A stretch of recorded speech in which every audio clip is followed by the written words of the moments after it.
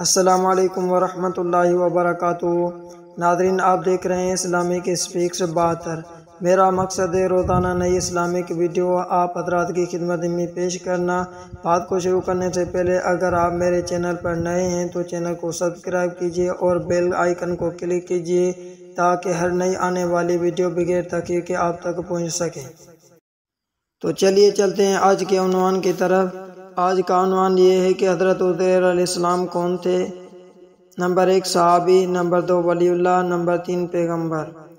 دوسرا سوال یہ ہے کہ بائبل میں ان کا نام کیا ہے؟ Number 1 Daniyal, number 2 Idris, number 3 Khizar. تو پہلے سوال کا جواب یہ ہے کہ عزیر علیہ السلام ایک جلیل القدر پیغمبر تھے۔ دوسرے سوال کا جواب یہ ہے کہ ان کو بائبل میں عزرا کے نام سے یاد کیا گیا ہے اور ایک پوری کتاب ان کے نام سے منسوب ہے، اور جب بخت نصر کے حملے میں تورات کے نسخے ناپید ہو گئے تھے تو انہوں نے اسے اپنی یادداشت سے دوبارہ لکھوایا تھا۔ شاید اسی وجہ سے بعض یہودی انہیں اللہ کا بیٹا ماننے لگے تھے۔ یہاں یہ واضح رہے کہ ان کو بیٹا ماننے کا عقیدہ سب یہودیوں کا نہیں بلکہ بعض یہودیوں کا ہے جو عرب میں بھی آباد تھے۔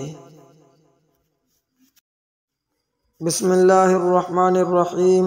وقالت اليهود عزیر ابن اللہ وقالت النصارى المسیح ابن اللہ ذلك قولهم بأفواههم يضاهئون قول الذین كفروا من قبل قاتلهم اللہ انا یؤفکون۔ ترجمہ: یہودی تو یہ کہتے ہیں کہ عزیر اللہ کے بیٹے ہیں اور نصرانی یہ کہتے ہیں کہ مسیح اللہ کے بیٹے ہیں۔ یہ سب ان کے منہ کی بنائی ہوئی باتیں ہیں۔ یہ ان لوگوں کی سی باتیں کر رہے ہیں جو ان سے پہلے کافر ہو چکے ہیں۔ اللہ کی مار ہو ان پر، یہ کہاں اوندھے بہکے جا رہے ہیں۔